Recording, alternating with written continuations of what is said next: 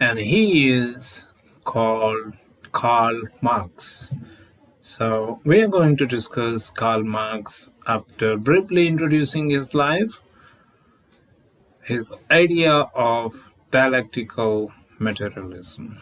What is it? Why did he go for it? Who was the force behind his idea?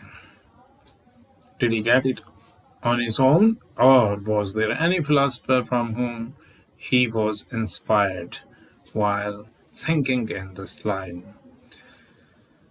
Karl Marx, who lived in between 1818 to 1883,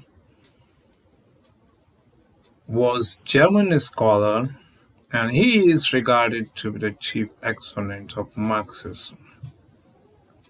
He was an outstanding social scientist, historian, revolutionary, who not only undertook a critical analysis of capitalist society, but also provided materialist interpretation of history and showed the way for transition to communism. Marx was born into a professional middle-class family.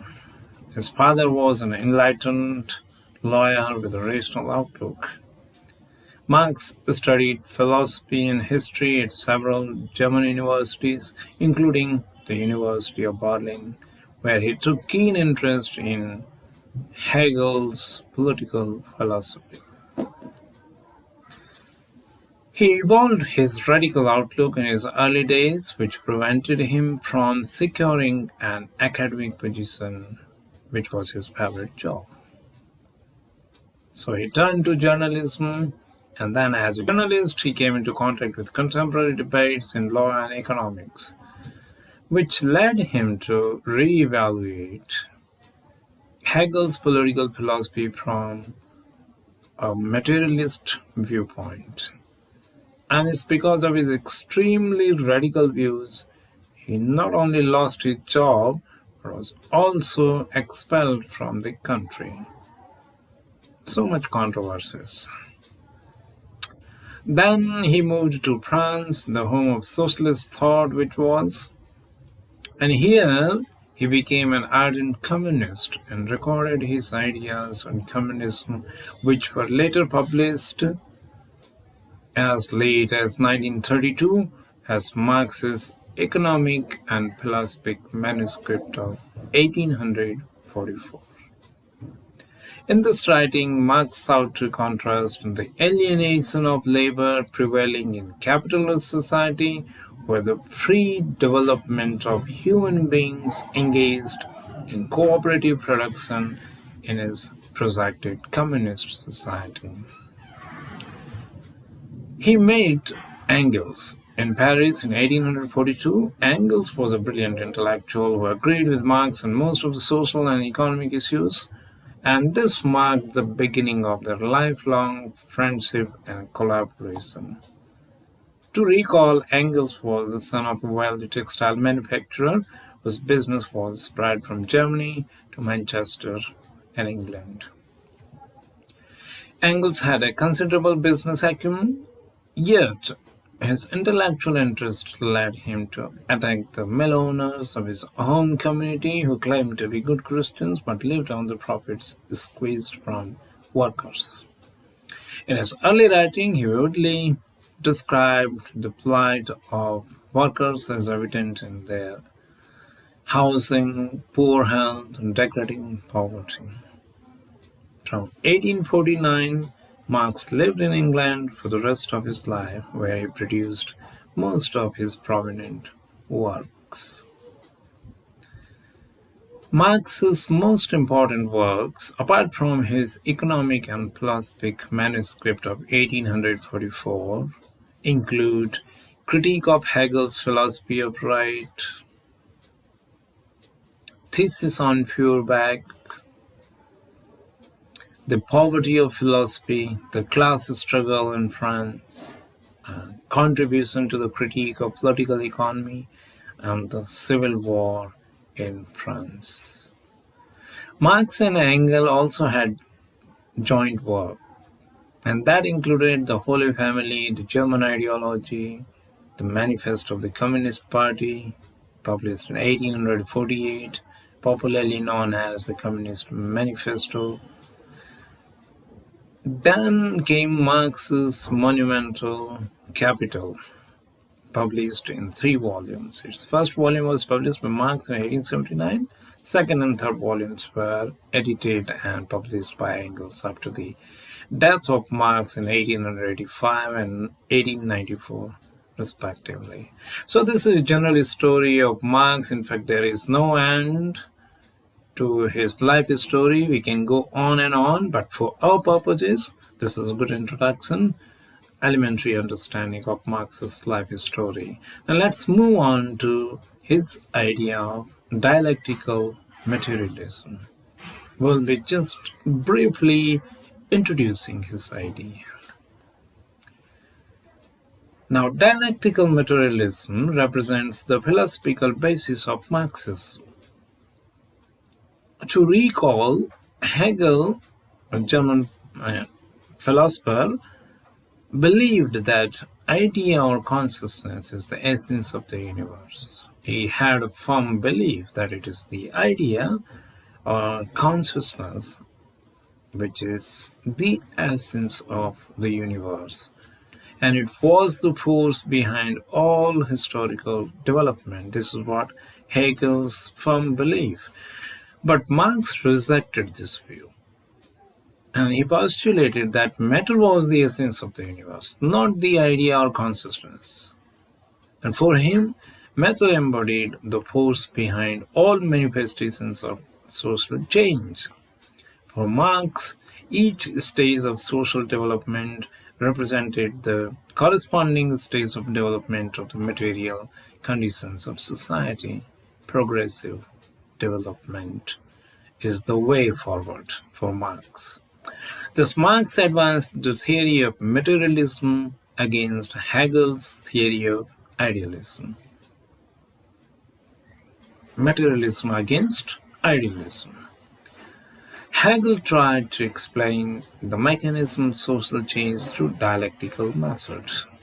Now, what Marx did is to combine Hegel's dialectical method with his own philosophy of materialism. The term dialectically originally referred to the process, and generally it is understood that it refers to the process whereby ideas are formed and clarified in the course of intellectual debate. So first a proposition or thesis advanced and then challenged by a counter-proposition or antithesis. Since both are apt to be partly true, the normal outcome of their encounter is a revised proposition or synthesis, and it combines the valid elements of the two plus something new. Now, Hegel believed that social institutions only reflect the ideas behind them, and that it is the movement of ideas through the dialectical process which is responsible for the development of social institutions. Hegel saw nation-state, and in this progressive stage, Hegel finds the nation-state as the highest stage of social evolution, as the embodiment of truth, the march of God on earth, the perfect form of social institution. Now, what is happening here? Well, Marx adopted Hegel's mechanism of social change, the framework of thesis, antithesis, and synthesis. However, he refused to recognize the idea or consciousness as the real force behind social evolution. Instead of believing in Hegelian idea, Marx believed that social institutions are shaped by material conditions of human life. And these material conditions are determined by the mode of economic production in society. And this is how Marx sought to replace Hegel's dialectical idealism by his own dialectical materialism.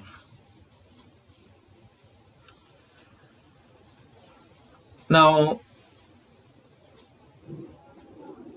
it is to be noted that Marx's philosophy is marked by continuity with Hegel's philosophy in important respects, and this is the statement popularly given by Sabine.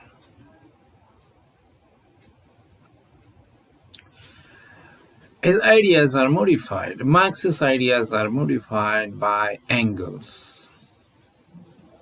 And he sought to define dialectics as the science of the general laws of motion and development of nature, human society, and thought. Engels is identifying three laws of dialectics, and which we can illustrate. And these laws can be called the laws of dialectical materialism. The first of these laws is the transformation of quantity into quality and vice versa. Engels is trying to prove here one point, that quantity is getting into quality, and quality is getting transformed into quantity. And one can take any example to just illustrate it. For example, at certain temperature, water is converted into ice or steam. Water, ice, and steam could be identified as changes in the quality of the same thing, or changes in temperature. Now, the second law is the interpenetration of opposites. Engels believed that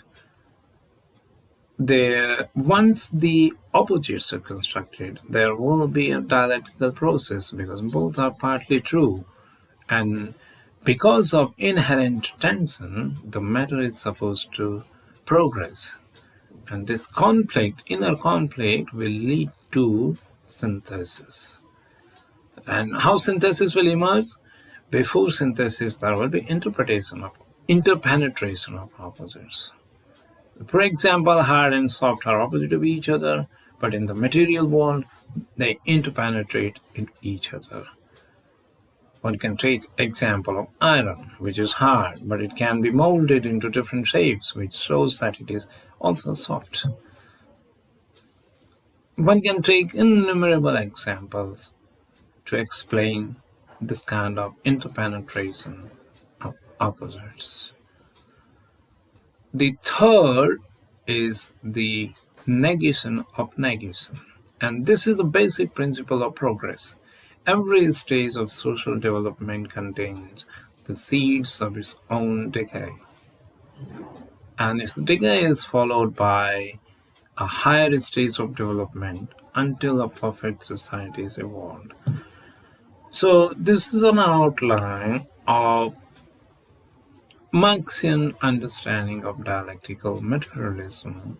What we get from this understanding mainly is that it is completely opposite understanding of what Hegel is trying to explain us. Hegel is saying that the world is evolving through consciousness, the spirit, the idea. So what is the force behind all types of changes, progress throughout human history? Hegel says that it is the idea. And this idea or consciousness is causing change because of inherent tension and through this dialectical process. So one can explain this through the help of three terms: thesis, antithesis, and synthesis. Marx is taking this idea from Hegel and applying it on the working of society. He is saying that history never progresses in this way. Rather, it is the material conditions of human being which are causing changes in ideas.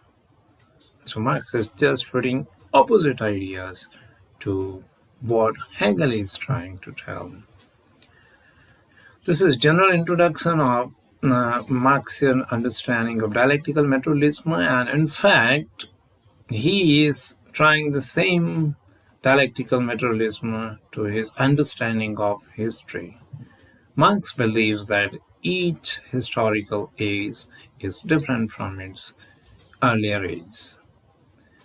Now, he is giving us so many phases of history, and that topic falls under label called historical materialism, where he is applying this dialectical materialistic philosophy to the working of history, how history is progressing.